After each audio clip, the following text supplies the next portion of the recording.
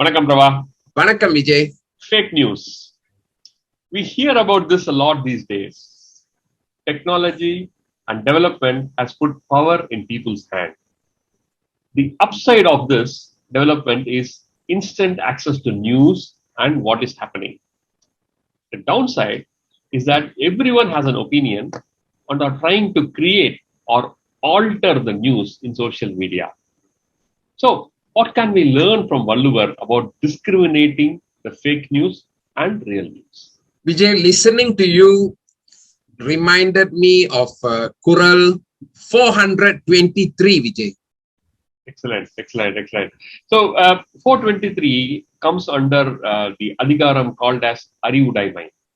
And in English, it means discriminating and perceiving the truth. So, the Kural goes like this.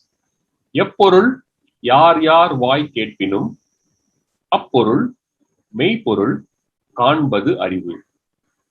So here Thiruvalluvar says it is important to go deeper and ascertain the facts before believing anything, irrespective of the so-called authenticity of the source.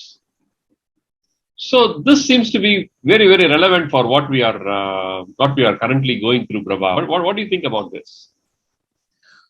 Indeed, Vijay, listening to you and this Kural brought me to many years ago, way back in 1989. Yeah. That's the year I started working as a fresh graduate. I was a production supervisor for a toy manufacturing company, the famous Mattel. We used to make Barbie dolls. So I was a production supervisor and we had some quality issues. So we gathered with a group of engineers and many other professionals for discussion. And after hours of discussion, we don't seem to go anywhere near solution. And we had a lunch break. And during the lunch break, I can still remember a very experienced operator. She came to me, she said, hello, sir, can I give you some suggestion? And I'm not very proud of this. I was a bit egoistic.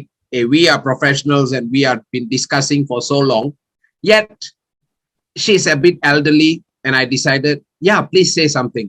What's your idea? And I remember, based on her vast experience, she gave some solution in a little bit raw form, no complex diagram, flow chart, etc. Vijay, her words, her suggestion brought a major mindset, new shift in our thought process.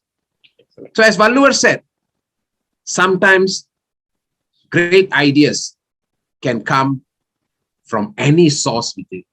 Thanks a lot for reminding this.